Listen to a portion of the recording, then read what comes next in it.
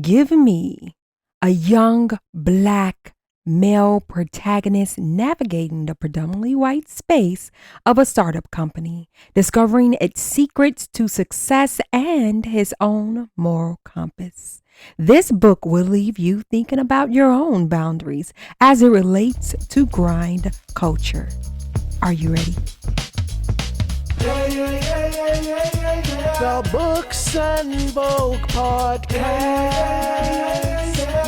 Come get your favorite next book here. The Books and Vogue podcast with Catherine and Brad.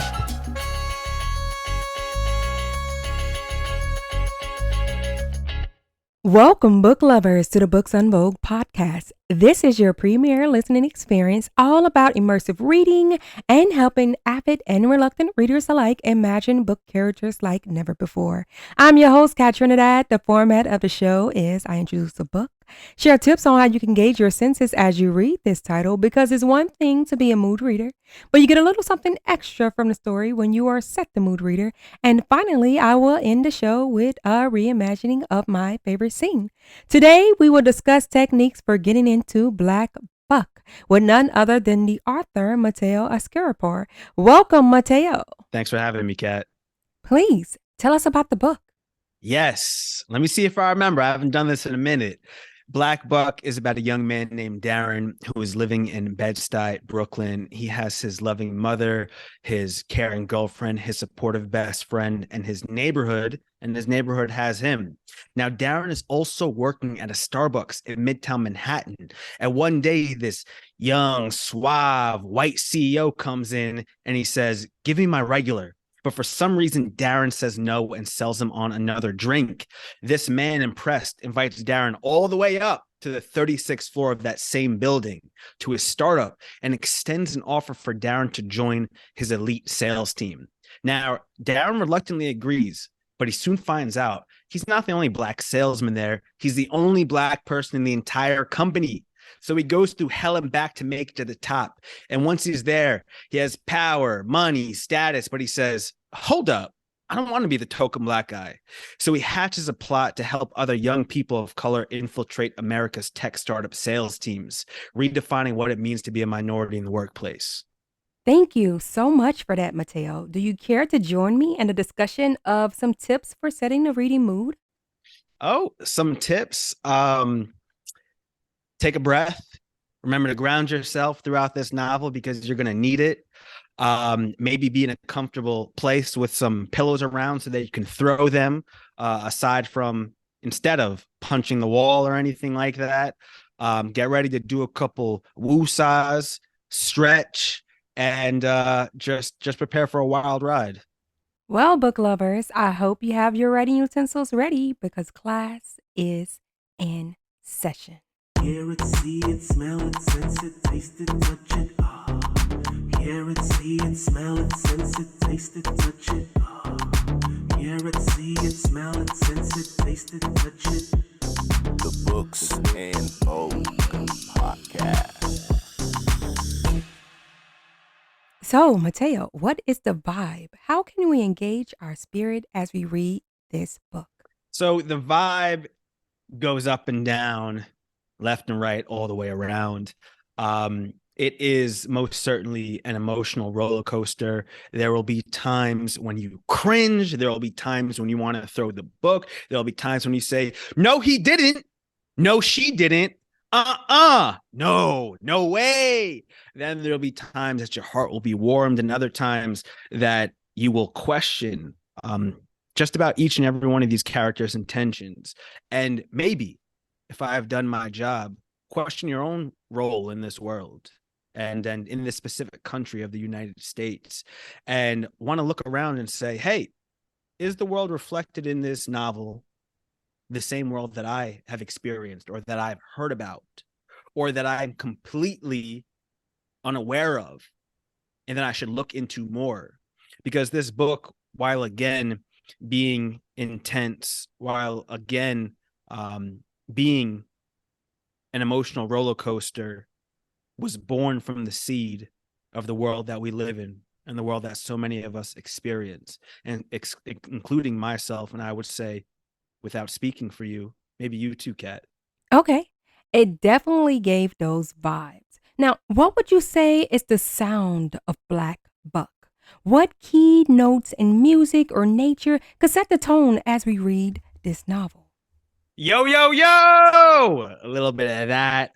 Tons of honking in Manhattan and Brooklyn. Some F ambulance going down the street. Hey, baby. Some of that. Couple dudes just slapping hands on the corner. A bell going off in a bodega or a deli. Meow. Little cat, that are known to be prowling the New York City streets and hanging out in these bodegas. Some of that, something to do with construction, the sounds of scaffolding going up and going down, metal clanking, hip hop and reggaeton coming down the street, busting out of car windows. People, I'm hearing honking right now as I'm talking to you. So yeah, some of that. Big trucks lumbering by down cracked asphalt streets, and laughter. Definitely laughter. Perfect. Perfect. So, do share the aesthetics. This could be any visuals aside from the book, such as lighting. Yeah. Sun, clouds, heat, cold. This book spans at least one or two different seasons. And the visuals are people dressed fly. There's a character named Jason who is Darren, also known as Buck's best friend. He's dressed in Tim's jeans in the novel. The author, myself, describes him as being like the 10th member of the Wu-Tang Clan. Soraya, Darren's girlfriend, significant other, she likes to dress in clothing that makes a political statement. Ma, she's off to the factory often, so she's dressed as if she's going to the factory in her scrubs. Then you have all of these other folks in Manhattan that are in their khakis, their button-ups, their skirts and dresses and all that. Some people are wearing blazers, the smell of nouveau riche. The visuals, soaring skyscrapers again in Manhattan, in Brooklyn, where Darren is from, a little bit more grounded, brownstones, people, just hanging out on the corners. They're still being, the hustle and bustle, but more of a communal vibe than what's in Manhattan, where the avenues are wide and the traffic is plenty. So those are, some of the visuals. Okay, okay.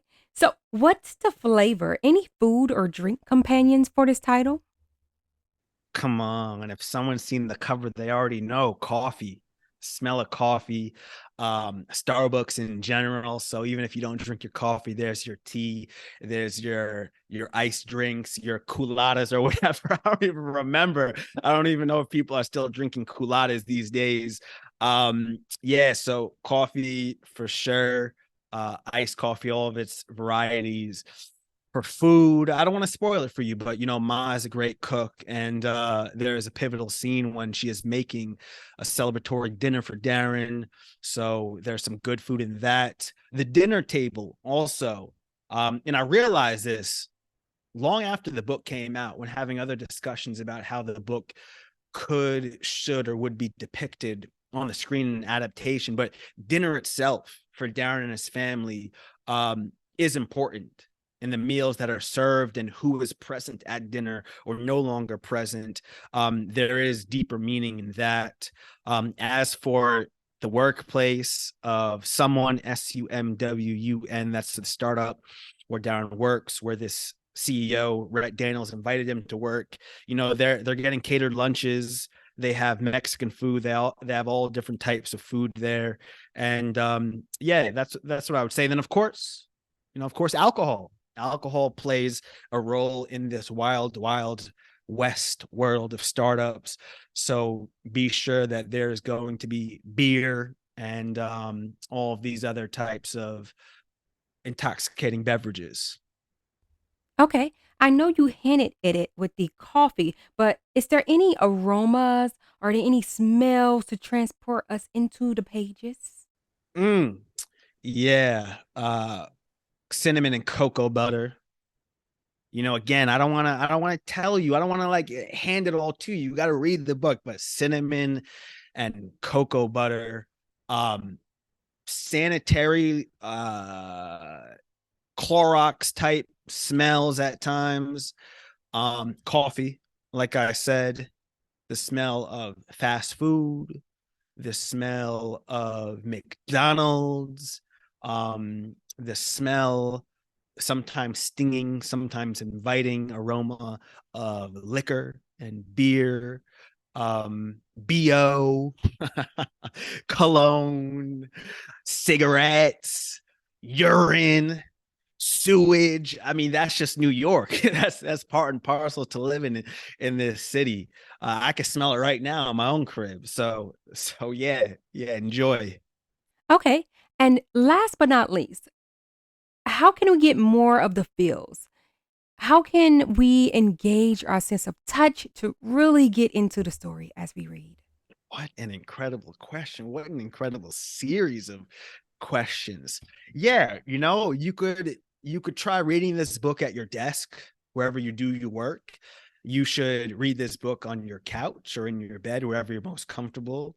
You should read this book on the floor. You should read this book with one eye closed. Read this book with another eye open for varying perspectives. Read this book at the dinner table. Read it on whatever your public transportation is, the tube, the subway, the metro, the BART. I mean, Kat, where you're at, what's it called? You got the BART over there.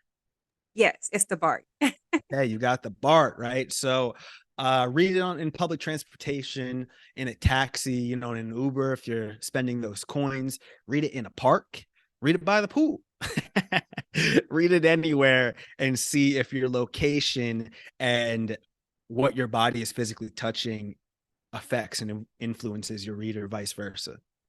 Well, there you go, book lovers. These are your recommended supplies as you read this title. If you are able, pause and get some of these if available, or simply imagine, because it's time for my favorite scene. And today we are blessed by the author with a little something special, because today we have a deleted scene. Disclaimer, please note that exact words, names, locations, and/or scenarios mentioned in this reimagined reenactment will differ from the actual book because, again, this is a deleted scene. Sharing my favorite scenes, I reenacted though, imagining the fiction world that I've been reading of. Going from all the things, I just gave you a list. Come experience all the senses as protagonists. And it don't get more real than this. Immersive read with books on both and live vicariously.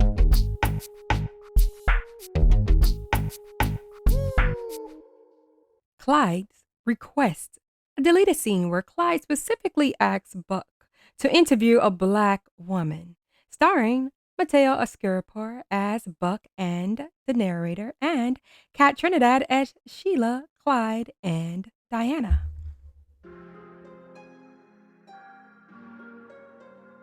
On the first Monday of September, Clyde walked over to my desk and stood behind me as I was trying to get the CEO of a small turtle farm in Port Majorca, Florida, to agree to a meeting. I'm sorry, Darren, but this just isn't a good time. This is the third time you called this week, and I'm honestly at my wit's end. Sheila, I said, sensing that she wasn't as close to her wit's end as she thought, but was getting there. This is the third time I've called this week because I know you're the fastest growing turtle farm in Florida, and you and your employees must be pretty stressed out, no? Yes, I was a visionary and an average one at that. Well, of course we are. We're under a tremendous amount of pressure, and our last shipment of Rio Grande red-eared sliders died in transit. So we're scrambling to fulfill an order to one of our high-profile celebrity partners.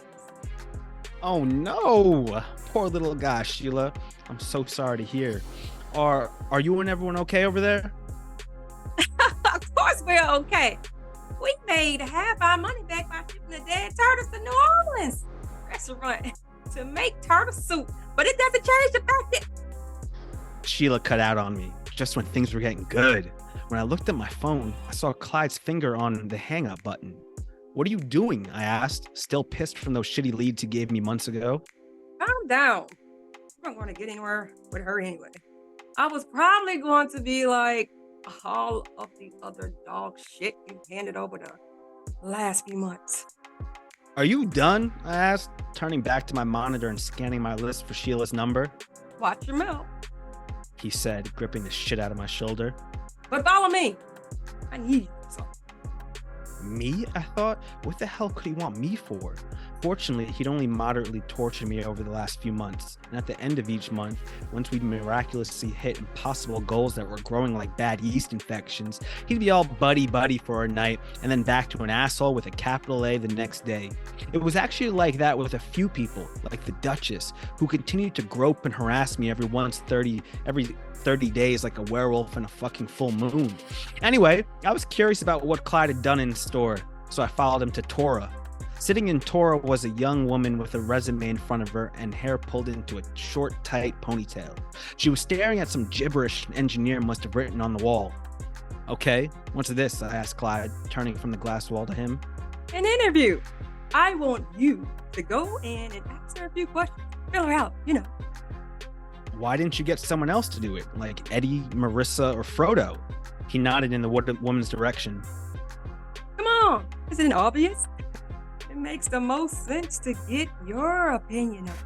You know, she'll be more comfortable with you and you can let me know how she really is.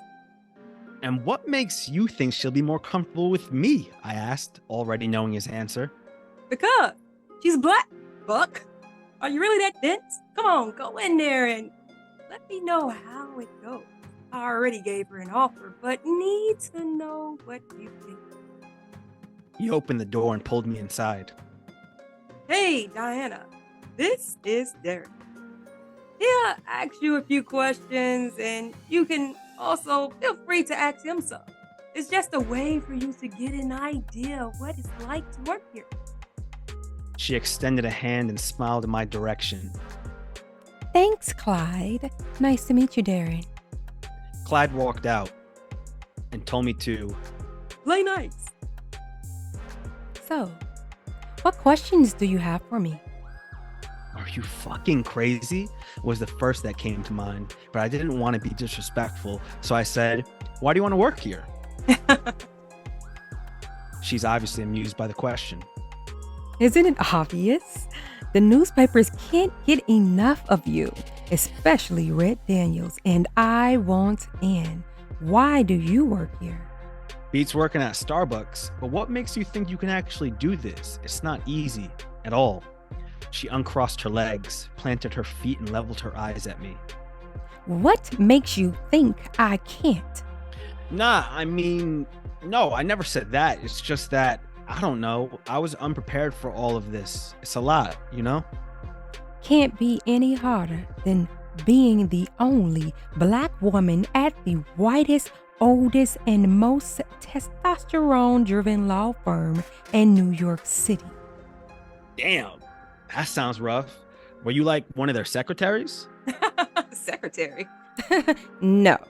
I was one of their top lawyers on track to being partner. That is, if my skin was a bit lighter and I had more in between my legs. Maybe, I thought. So then why do you want to go from being a top lawyer, probably making a ton of money, to being an SDR? We're bottom of the barrel. Gotta start somewhere. My questions rolling off her like O.J. Simpson's murder charge. All right, I guess we're good then. Clyde said he gave you an offer, right? Mm-hmm. She nodded, preparing herself for whatever the next challenge would be. I figured my job was done, and that she was probably the same person with me that she was with Clyde. But something told me to ask her how much her offer was. I don't know why. How much was it? I guess the same as yours. $32,000 with 20 on top if I hit my goals.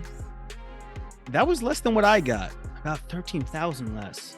Something told me not to pry, but I'll say curiosity got the better of me. She must have been a shitty lawyer if she couldn't negotiate more. Maybe all that noise she was talking about making partner if she was white and male was some bullshit. So I said, that's a little low. Why didn't you ask for more? She shook her head as if I was the moron. Of course it's low. You think any black woman in America is going to start out making the same as a man, even the same as a black man like you? She laughed and leaned in closer to me, finally ready to be real with me, to show me what Clyde thought she would only show me. If I would have pushed for more, they would have rescinded my offer. They would have said I was arrogant, full of myself, probably their favorite line, not a culture fit. So I decided to give them one less reason not to hire me. After Clyde walked her to the elevator, he interrupted another of my calls and asked, How'd it go? Good. She's focused, determined, and will blow it out of the water. Seriously. He scrunched his face up and shook his head. I don't think so, Buck. I ended up rescinding her offer. There was something off about her, like, she had a bit of an ego. An ego? What do you mean? He slapped my back a few times and laughed. You've been here for 3 months, so you're basically new. That girl, whatever her name was, would have been a problem. I know it. Plus, she frankly wasn't a culture fit.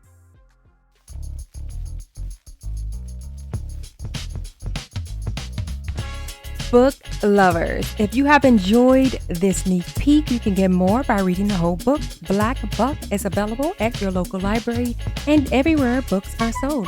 And if it's not, request it because you deserve to read all the books that interest you. And if you have already read Black Buck or are in the middle of reading it, let me know in the comments what you like to do to set the reading mood because I would love to hear from you. So please leave your feedback. Mateo, is there anything else you would like to share with the listeners? Kat, thank you again for having me. All of these listeners out there who have read the book, I really appreciate your time and your support over these last few years. If you haven't read the book, but you plan to check it out, I appreciate your support in advance. Much love to everyone and keep reading. And in terms for what's next, got another book coming out at some point soon. Nah, I got another book coming out next year. I'm hesitant to maybe announce that, but the news is going to be out soon. So yeah, I got another book coming out next year. Well, we cannot wait. Thank you so much for sharing that. And thank you again for joining us today. Thank you, Kat. I had a blast. Absolutely. And thank you, book lovers, for listening. With peace, love, and joy. Happy reading.